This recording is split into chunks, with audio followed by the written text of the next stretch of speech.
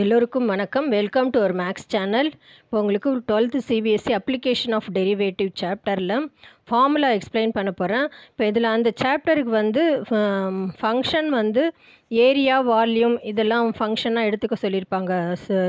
Cuboid இந்த மாதிரி இதோட ஏரியா, வால்யூம் ஃபங்க்ஷன். அதுக்கப்புறம் தான் அந்த ஃபங்க்ஷனை டிஃபரன்ஷியேட் பண்ணிவிட்டு மேக்ஸிமம் வேல்யூ, இன்க்ரீஸிங் ஃபங்க்ஷனான்னு செக் பண்ணுறது அதெல்லாம் பண்ண முடியும். ஸோ அந்த ஃபங்க்ஷன் ஃபார்ம் பண்ணணும் அப்படின்னா ஃபஸ்ட்டு உங்களுக்கு அந்த சர்ஃபேஸ் ஏரியா, வால்யூம்லாம் ஃபார்முலா தெரிஞ்சால் தான் பண்ண முடியும். அதனால் ஃபஸ்ட்டு அந்த எல்லா ஃபார்முலாவும் அந்த 9th 10th படிச்சிருப்பீங்க. ஏரியா, வால்யூம் ஃபார்முலா எல்லாம் அதை ஃபஸ்ட்டு எக்ஸ்பிளைன் பண்ணுறேன்.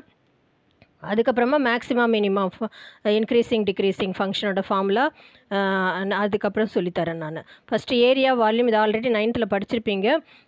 திருப்பியும் ஞாபகப்படுத்திக்கோங்க. இப்போ கியூப்னா கியூப் ஆல் சைட்ஸ் ஈக்குவலாக இருக்கும். கியூபோட perimeter 12A, total surface area of cube 6A², lateral surface area of cube equal to 4A². Lateral surface ஏரியான்றது அந்த டோட்டல் சர்ஃபேஸ் ஏரியானா டாப் பாட்டம் எல்லாம் சேர்ந்து வரும். லேட்ரல் சர்ஃபேஸ் ஏரியானா அந்த 4 சைட்ஸுமே அதோட ஏரியா. அது வால்யூம் ஆஃப் கியூப் A³.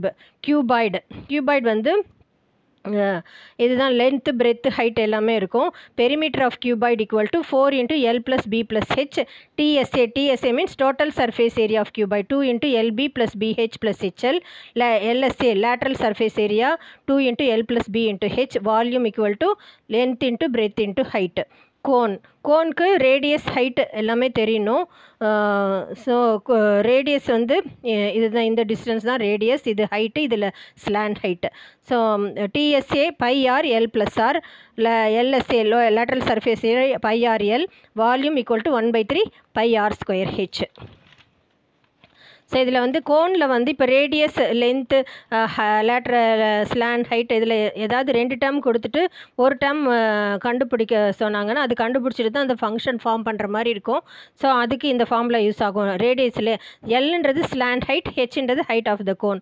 இப்போ L² - H² ரூட் ஆஃப் பண்ணால் ரேடியஸ் கிடைக்கும். H equal to √L² - R².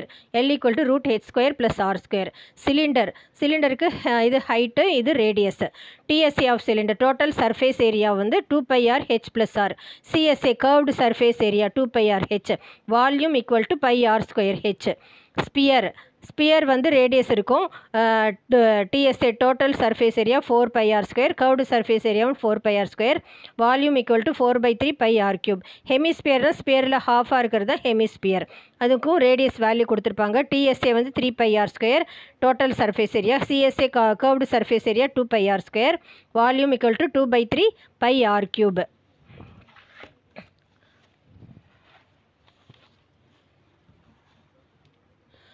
Next square all sides equal. Perimeter of square 4 × side, area side × side. ரெக்டாங்கிளுக்கு லென்த், பிரெத்தும் இருக்கும். Perimeter 2 × L + B, area of rectangle length × breadth. சர்க்கிளுக்கு radius கண்டிப்பாக கொடுத்துருப்பாங்க. Circumference of the சர்க்கம்ஃபரன்ஸ்னால் இந்த outer portion, அது 2πr. Area of சர்க்கிளுக்கு இதான் πr². Semi சர்க்கிள்னால் சர்க்கிளில் ஹாஃப் தான் செமி சர்க்கிள். ஸோ அதில் ஃபுல் AB ஃபுல் டயாமீட்டர், இது டயாமீட்டரில் ஹாஃப் தான் radius. So R equal to diameter by 2. Perimeter of சர்க்கிள்னால் இப்போ இந்த போர்ஷன் R + R 2R வரும். இந்த போர்ஷன் πr. ஏன்னா சர்க்கிளோட பெரிமீட்டர் 2πr வச்சுக்கோம். அதில் ஹாஃப் தான் perimeter of semi circle. So 2πr + 2R அதுதான் பெரிமீட்டர். Area πr²/2. சர்க்கிளோட perimeter area πr².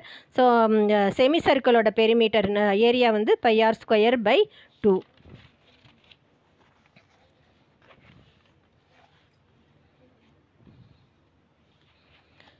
Next rhombus all sides equal. Perimeter of rhombus 4 × side, area of rhombus ½ × D1 × D2. D1ங்கிறது diagonal, ஏசின்ற ஒரு diagonal, பிடின்ற diagonal. இந்த distance இருந்ததுன்னா அதை use பண்ணி ஏரியா கால்குலேட் பண்ணலாம். ட்ரெப்பீசியம் இது பேரலல் சைடு AB, இது height. Area of trapezium ½ × H × A + B, இல்லாட்டி சம் ஆஃப் பேரலல் சைட்ஸ் அப்படி கூட எடுத்துக்கலாம். ஈக்குவலேட்ரல் ட்ரையாங்கிள் ஆல் சைட்ஸ் ஈக்குவலாக இருக்கும். பெரிமீட்டர்னால் ஆல் சைட்ஸ் ஆட் பண்ணுறது தான் perimeter. AB + BC + AC. Area of equilateral triangle √3/4 A².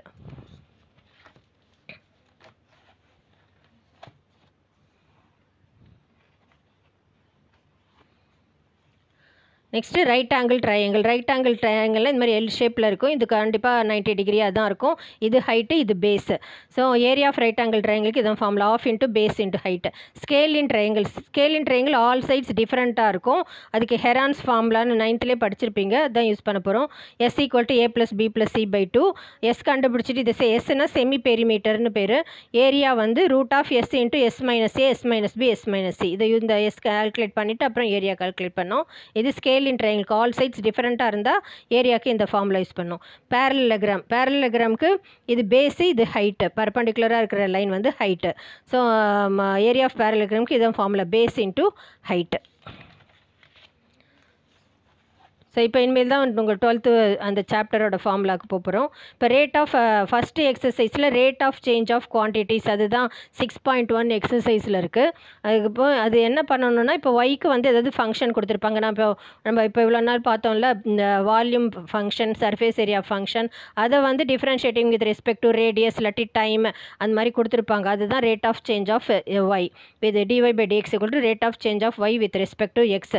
So அது இப்போ கால்குலேட் பண்ணிவிட்டு ரேட் மெஷர் கால்குலேட் பண்ணிவிட்டு அதுக்கு எக்ஸ் வேல்யூ டைம் 3 செகண்ட்ஸ் அந்த மாதிரி ஏதாவது சப்ஸ்டியூட் பண்ண சொல்லியிருப்பாங்க. அதுதான் at x = x0. Suppose t வந்து 3 செகண்ட்ஸ் அப்படின்னு கொடுத்தாங்கன்னா டீக்கு சப்ஸ்டியூட் பண்ணோம். ஸோ dy/dx at x = x0னா டிஃபரன்ஷியேட் பண்ணிவிட்டு ஒய்ங்கிற ஃபங்க்ஷனை டிஃபரன்ஷியேட் பண்ணிவிட்டு சப்ஸ்டியூட் பண்ணுறது தான் rate of change of y with respect to x at x = x0.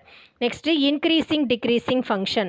Let I be an interval contained in the domain of a real valued function f, then f is said to be a increasing on I. I-னா the interval. இப்போ ஒரு பர்டிகுலராக ஒரு interval கொடுத்துருப்பாங்க, அந்த நம்பருக்குள்ளேருந்து நம்ம select பண்ணி இன்க்ரீசிங்காக டெக்ரீசிங்கான்னு check பண்ணணும். If x1 < x2 in I-னா f of x1 < f of x2 for all x1 x2 belongs to I.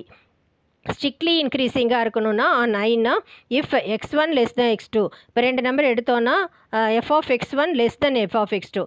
இன்க்ரீசிங்க்கு ஈக்குவலாகவும் <= இருக்கணும். ஸ்ட்ரிக்ட்லி இன்க்ரீசிங் <= மட்டும்தான் இருக்கணும் கண்டிப்பாக. For all x1 x2 belongs to I. So இது வந்து சம் வச்சு நான் உங்களுக்கு எக்ஸ்பிளைன் பண்ணுறேன். இப்போ ஃபார்முலா வந்து நோட் பண்ணிக்கோங்க நோட்டில். ஃபார்முலா இது எல்லாமே வந்து ரூல்ஸ் மாதிரி தான், ஸ்டெப்ஸ் எல்லாம் இருக்கும், கண்டிஷன்ஸ் மாதிரி தான் இருக்கும் ஃபார்முலா. ஸோ டிக்ரீசிங்காக இருக்கணும் அந்த ஃபங்க்ஷன்னா on I if x1 < x2 in I, if f of x1 < f of x2 for all x1 x2 belongs to I. Strictly decreasing function on I if x1 < x2 in I, f of x1 < f of x2 for all x1 x2 belongs to I. இப்போ example 7 வந்து இந்த increasing decreasing function base பண்ணி இருக்குது. உங்களுக்கு explain பண்ணுறேன், அப்போ உங்களுக்கு அந்த ஃபார்முலா வந்து புரியும். Show that the function given by f of x = இப்போ கொடுத்துருக்காங்க f of x = 7x - 3. இது வந்து ஸ்ட்ரிக்ட்லி இன்க்ரீசிங்னு ப்ரூவ் பண்ணணும். ஸ்ட்ரிக்ட்லி இன்க்ரீசிங்கோட கண்டிஷன் நம்ம இப்போ பார்த்தோம். x1 < x2 x1 < x2 அந்த ஐனா இப்போ நம்ம ஆறுன்ற ரியல் நம்பர் எடுக்க போகிறோம். அந்த ரியல் நம்பரில் இந்த 2 நம்பர் இருக்கிற மாதிரி எடுத்துக்க போகிறோம். f of x1 < f of x2 நம்ம ப்ரூவ் பண்ணி காமிக்கணும். இந்த ஸ்ட்ரிக்ட்லி இன்க்ரீசிங்னு ப்ரூவ் பண்ணணும் அப்படின்னாலே இதுதான் கண்டிஷன். ஸோ இதை யூஸ் பண்ணணும்.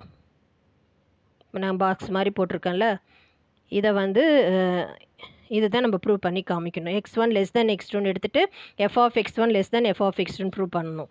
இப்போ நம்ம எப்படி பண்ணுறதுன்னு நான் சொல்கிறேன். அந்த ஃபங்க்ஷன் வந்து f of x = 7x - 3ன்னு கொடுத்துருக்காங்க. இப்போ நம்ம ஆறுன்ற ரியல் நம்பர் வந்து எனி 2 நம்பர்ஸ் எடுக்கிறோம். So let x1 x2 be any 2 numbers in R. R means any real number. இதிலேருந்து எடுக்கிறோம். இப்போ ஃபஸ்ட்டு கண்டிஷன் x1ன்ற நம்பர் < x2 ஸ்ட்ரிக்ட்லி இன்க்ரீசிங் ஃபங்க்ஷனில் இப்போ இந்த நம்பரை விட இது சின்ன நம்பராக இருக்கிற மாதிரி எடுத்திருக்கோம். இப்போ இதுதான் அவங்க கொஸ்டினில் function f of x = 7x - 3ன்னு. இப்போ இங்கே 7ஆல் மல்டிப்ளை பண்ணியிருக்கிறனால இந்த function multiplying both sides by 7. So இந்த பக்கமும் 7ஆல் மல்டிப்ளை பண்ணோம். அப்போ என்ன வரும்? 7x1 < 7x2ன்னு வரும். ஸோ இந்த ஃபங்க்ஷன் 7xன்னு கிடச்சிருச்சு. ஸோ -3 இருக்கிறனால சப்ராக்டிங் போத் சைட்ஸ் பை -3. இந்த பக்கமும் -3 பண்ணணும், இந்த பக்கமும் -3 பண்ணணும். இப்போ 7x1 - 3 < 7x2 - 3. ஸோ இந்த ஃபங்க்ஷன் f of x வந்து 7x - 3னால இது ஃபுல்லாக வந்து f of x1 ஆகிடும். இந்த கொஸ்டினில் அவங்க f of xன்னு கொடுத்தனால இது f of x1 < f of x two. So இந்த மாதிரி நமக்கு கிடச்சிருக்கு. இதுதான் ப்ரூவ் பண்ண சொல்லியிருக்காங்க. x1 லெஸ் தென் இந்த கண்டிஷன் எடுத்துகிட்டு நம்ம இந்த கண்டிஷன் ப்ரூவ் பண்ண போகிறோம். எஃப் ஆஃப் எக்ஸ்1 இந்த மாதிரி ப்ரூவ் பண்ணி காமிக்கணும். ஸோ அப்போ தான் அது வந்து ஸ்ட்ரிக்ட்லி இன்க்ரீஸிங். அதுதான் ப்ரூஃபில் ஃபார்முலாவில் கொடுத்துருக்காங்க. ஸ்ட்ரிக்ட்லி இன்க்ரீஸிங் ஆன் ஐ அப்படின்னா x1 லெஸ் தென் x2 எடுத்துகிட்டு f of x one less than f of x two. இதே இன்க்ரீஸிங் இருந்தால் இங்கே லெஸ் தென் ஆர் ஈக்குவல் டுன்னு எடுத்துக்கணும் நம்ம. இப்போ இதில் வந்து f of x one less than f of x two. So இந்த மாதிரி எடுத்திருக்கோம். ஸோ அதனால் வந்து என்ன இதனால் therefore it is a increasing function. Strictly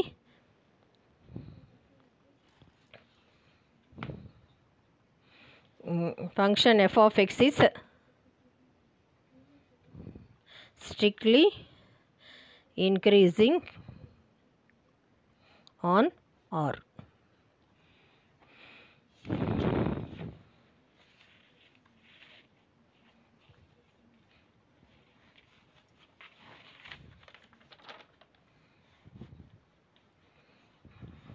இப்போ உங்களுக்கு இன்க்ரீஸிங் ஃபங்க்ஷன் வரைக்கும் புரிஞ்சிருக்கும்னு நினைக்கிறேன். பார்ட் 2 வீடியோவில் நெக்ஸ்ட்டு ஃபார்மில் கண்டினியூ பண்ணலாம். தேங்க்யூ.